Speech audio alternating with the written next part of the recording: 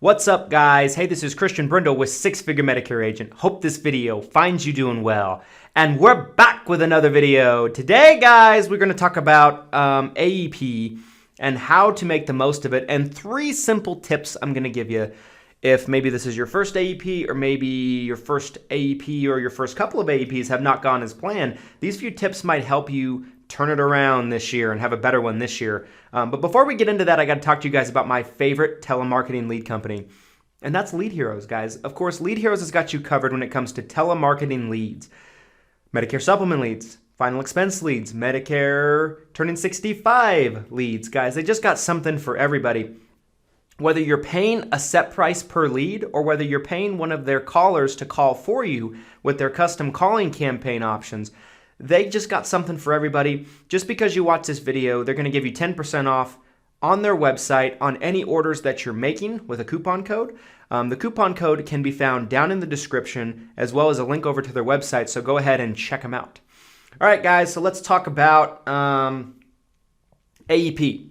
So for those of you who might not be familiar, AEP stands for the annual election period, essentially open enrollment in the Medicare world.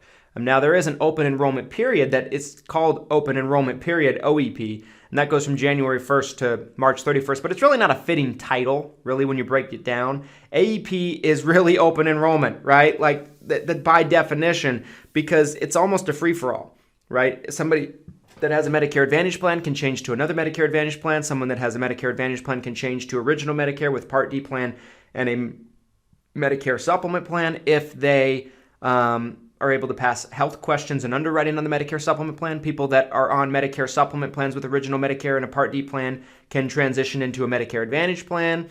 People that have Part D plans can change to other Part D plans. It's really a free-for-all all over the place, and the advertising is nuts. It is, without doubt, Medicare season, right, during the fall. And the time period for AEPs goes from October 15th through December 7th. So from October 15th through December 7th, that is when AEP officially begins. So a couple of tips I want to give you guys, and I said we're going to give you 3. I have more than 3 we're going to give you. Just because you clicked on the video, just because you're showing us support, I want to reward that. So I'm going to give you just a couple of extra tips as I go here. But really what you need to know right off the bat, and tip number 1 is going to be have your you-know-what together before 10/1. Just because you can't take an app before 10/1 does not mean you cannot have conversations before 10/1, but we'll get into that in a second. You should be 100% prepared.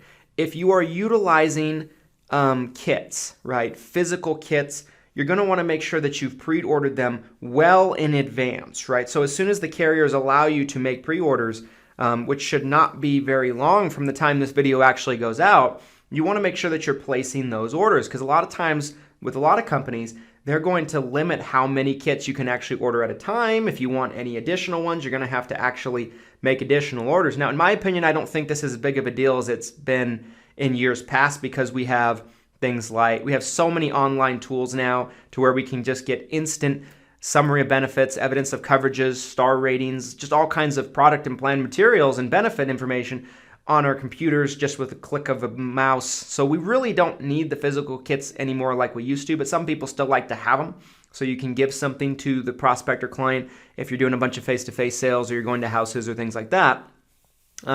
So that's one aspect of having your you-know-what together. Make sure your marketing is put together. Make sure you know what you're doing. Do not start planning your marketing attack 10/1. You just shouldn't do it. I've talked to agents in the past that have said, well, I'll figure out my marketing from 10/1 to 10/14. That is a flawed way of looking at it, because a lot of people are actually making their decisions from 10/1 to 10/14. And then they're actually going forward and making their changes 10/15, 10/16, 10/17, 10/18. You'll notice that a lot of Medicare agents, they will, their first week or so, will transition a lot of people into new plans because they've been having the conversations before that. And that's like 100% compliant, by the way, guys. That's compliant to start talking about plans before 10/1, which transitions me into tip number 2, which is don't wait to 10/15 to start having conversations. Start having conversations 10-1. You can talk about plans 10-1. You just can't take an app or try to enroll anybody before 10-15. That's the rules. But you can start talking to people about this stuff. You can start running drug comparisons. You can start figuring things out to try to give them a good, accurate representation of what they might be looking at for next year. In my opinion, I think that the first 3 weeks of AEP are the craziest. By far, the first 3 weeks. And that's very indicative of being, because so much gets done in the first 3 weeks, even before the 15th. Now, like I said, it's not compliant to take an app. It's not compliant to try to enroll someone before the 15th. It's not compliant to do any of that. But it is compliant to start having conversations, to start reviewing people's plans with them. So make sure you're doing that. Don't wait till the 15th, because you might end up losing a lot of business because you didn't start having these conversations earlier than that. That's a really important thing. Number 3, guys, is don't rely on one form of marketing. I myself can speak to this. In the years past, probably 3 or 4 years ago, we were buying internet leads from an internet lead vendor that had done very well for us over the years through past AEPs. So we put all of our marketing money with this one internet lead vendor, and for some reason, this all of a sudden, this one AEP, they just fell off the map, essentially, in terms of being able to produce volume of leads for us. The cost was still fine. We even tried to raise our costs so we could get more volume, and they just didn't have enough volume available to give us. We were getting a couple of leads a week, and we found ourselves right dab smack in the middle of AEP with not enough leads, and it was a tremendous problem. We had to pivot very quickly. It was very stressful. We were able to find some other avenues, and we were able to save the AEP, thank goodness. But that is not always going to happen. And that happens far too often with other agents. Like, they might drop a bunch of direct mail in a certain area, and they might have not mailed it at the right time, or maybe for some reason the returns just weren't that good this year in this particular market, and they get not as many leads back as they're expecting, and they have a terrible AEP. You need to have multiple forms of advertising and marketing lined up in order for you to be able to accurately and effectively produce the level of business that you're trying to do during AEP. Don't rely on one thing. My friend Justin Brock says all the time, and I'm going to quote him once again, which I've done on this channel many times, everything works a little, nothing works a lot. Now, not everything's going to cost you money, by the way. You could do very cheap little educational events, to where you can try to get some carriers to try to co-opt those events for you and help you market it for them. There's so many things you can do. You can get out into communities. You can do grassroots marketing. You can do educational events. You can go to 55 and up communities and try to host events there during AEP. There's so many things you can do that don't cost you money, that are more going to cost you sweat equity, but you should be spending as much money as you possibly can as well. I feel like you need a mixture, especially when you're a new agent. But don't rely on one form of marketing, because you can be left out in the cold, and you might be expecting to write 50 apps, 60 apps, 70 apps, 100 apps, 150 apps, 200 apps.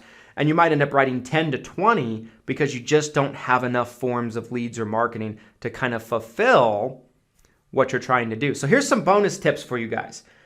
If you are changing someone from a Medicare supplement with a PDP plan to a Medicare Advantage plan, keep this in mind. The Medicare Advantage plan will kick out the PDP starting the first of the year, because remember, all AEP apps start the first of the year. And it will kick that out automatically. You don't have to deal with any cancellations for the PDP. But the Medicare supplement plan will not automatically be canceled. So one thing that I would encourage you to do, and you want to take the burden off of your client's hands, in my opinion, because sometimes people can be forgetful. In my opinion, I think it's best rule of thumb to have them handwrite a cancel letter and then send it in December to the insurance company. Because sometimes if you send it in too early to Medicare supplement companies, even if it's specified in the letter the date of cancellation, I have seen sometimes they'll cancel them a little early, or they'll forget about it, or it's just too far out for them to keep track of it. So I would send those in probably the day after AEP ends, December 8th. Compile a list of these cancel letters as you're going throughout AEP. Make sure you have a list, a checklist, so you don't miss any. But that is a great service for your clients. And the Medicare supplement does not automatically cancel. I've seen a lot of agents make this mistake where they will enroll a Medicare supplement beneficiary into a Medicare Advantage plan. And sometimes these people will go 6, 7, 8, 9 months still paying the premium on the Medicare supplement, and they're just not realizing it or something. And this causes them to be on both, which is illegal. They can't be on both at the same time, but they're not supposed to be anyway, but the Medicare supplement's not going to automatically cancel out.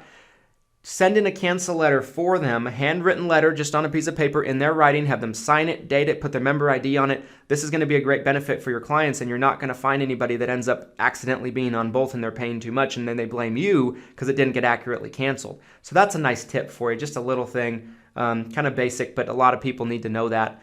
Another thing that's important to know is AEP commissions do not get paid out until January 1st. Well, not January 1st. Sometimes they're going to be paid out, January 15th or January 20th, or some even might not even pay out till February. Some might not even pay out till March. So you're not going to get paid until the new year is what I'm trying to say. So make sure that you're prepared for that. A way that you can combat this is if you're compliantly and effectively cross-selling life insurance, you're selling dental, hospital indemnity, things like that. You're doing T65 business still for December 1st effective dates, maybe even November 1st effective dates. You're going to have revenue coming in over that period of time, and you're not necessarily waiting for the AEP commissions. But if you're just strictly writing 1/1 Medicare Advantage AEP commissions, you're going to find that your commissions did not start coming in until the next year. So be prepared for that. That sometimes is a surprise to a lot of new agents. If you're selling Medicare supplements with a majority of carriers, though, they will typically pay out your commissions much sooner than the Medicare Advantage and PDP plans will. But this is just a few things you need to know about. Those are my 2 bonus tips. Anyway, guys, I hope you enjoyed this video. If you found it helpful, I'd love to hear about it. Let me know some tips that you think I should have added, maybe you think I missed. Drop those down in the comments section. Drop a like on this video if you found it helpful, if it helped you out, if it answered any of your questions, so more agents like you can find it. Make sure to hit the subscribe button and hit the notification bell so you're notified when we upload. Wishing you all a great AEP. I'm excited for it. I think it's going to be the best one ever. Thanks so much for watching, guys. Here's to your success and your abundance.